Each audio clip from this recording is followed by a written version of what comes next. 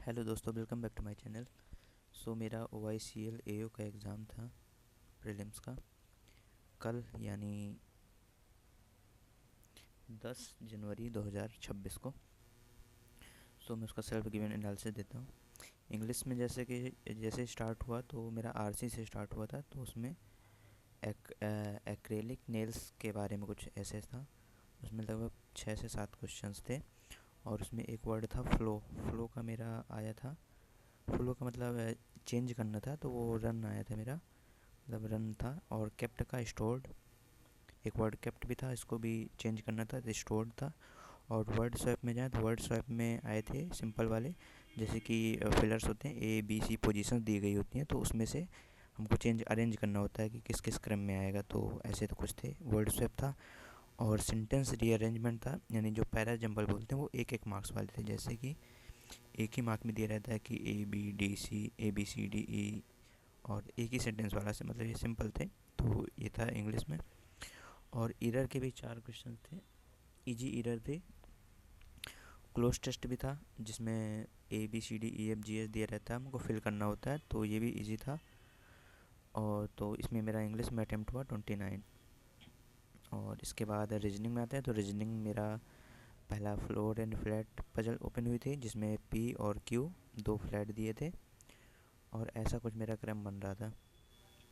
इसके बाद एक बॉक्स बेस्ड पजल आई थी, जिसमें 8 बॉक्स थे, और तो इसमें ऐसा कुछ बन रहा था, और जिसमें ये R वाली पोजीशन सबसे लास्ट में बचती थी, तो इसमें हमको फिल करना होता था। अगर आपने दिया होगा तो आपको पता होगा।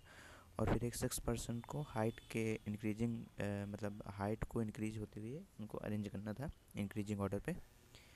लेकिन इसमें एक मेरा आंसर था, उसमें जैसे 157 है 149 है, तो एक यहाँ पे इसका इसका शायद पूछा था, और ये दिया गया था ये होल नंबर्स हैं, तो फिर यहाँ पर कुछ दो ऑप्शन मेरे आ रहे थे, ऐसा इसमें कुछ डाउट है थोड़ा सा। और ये एक आया था फिर ब्लड रिलेशन, इसमें इन ये जो D और M थे, इनके वो डिफाइन नहीं थे। और क्वेश्चन करने पे पता लग रहा था कि एक क्वेश्चन ऐसा आया था जिसमें इसका शायद पूछा था कि ये जो है J, इसका क्या लगेगा, M क्या लगेगा J का। तो इसमें था फादर इन लॉ या मदर इन लॉ, दोनों ऑप्शन दिया गया था। तो मतलब कि ये सही था, तो ऐसा कुछ बना था ये। इसके बाद एक वर्ड फॉर्मेशन आया था, जिसमें मेरा कुछ भी मीनिंगफुल वर्ड नहीं बन रहा था, तो उसका @ शायद आंसर था। और इसके बाद एक नंबर आया था, जिसमें मोर देन 3 मेरे बन रहे थे, जैसे होता नहीं, ये दोनों आगे और पीछे से दोनों तरफ से अरेंज करने पर कितने नंबर्स क्रम में कंजिक्यूटिव आते हैं, ऐसे वाला।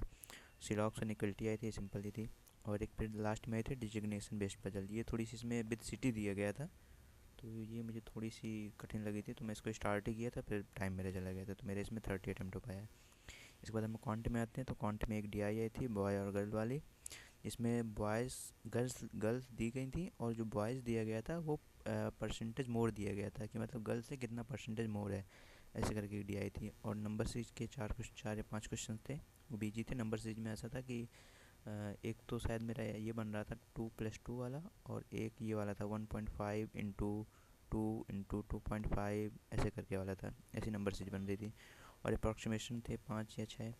इसके बाद एक DI आई थी सोल्ड, अनसोल्ड और मैन्युफैक्चर्ड वाले। हम लोग को मैन्युफैक्चर्ड दिया गया था और सोल्ड दिया गया था, अनसोल्ड निकालना था। और उसके बाद अर्थमेटिक आए थे 3, अर्थमेटिक का मुझे याद नहीं कितने आए थे, ये था। उसके बाद एक कैशलेट थी, ये कैशलेट में मैं थोड़ा सा स्टक कर गया था, इसी वजह से मेरे इसमें थोड़ा सा अटैम्प्ट कम रह गया है, 21 अटैम्प्ट ही है। तो मेरा ओवरऑल अटैम्प्ट यही है, इंग्लिश में 29, 30 में, और रीजनिंग में 30, और क्वांट में 21। इसमें थोड़ा सा और अटैम्प्ट हो सकता था, बाकी देखते हैं कितना स्कोर आता है। और अगर आप चैनल में नए हैं और आपने अगर एग्ज़ाम दिया हो इसको, तो आपको पता होगा, जो भी इसमें ऐड करना चाहें नीचे ऐड कर कमेंट में ऐड कर दीजिएगा।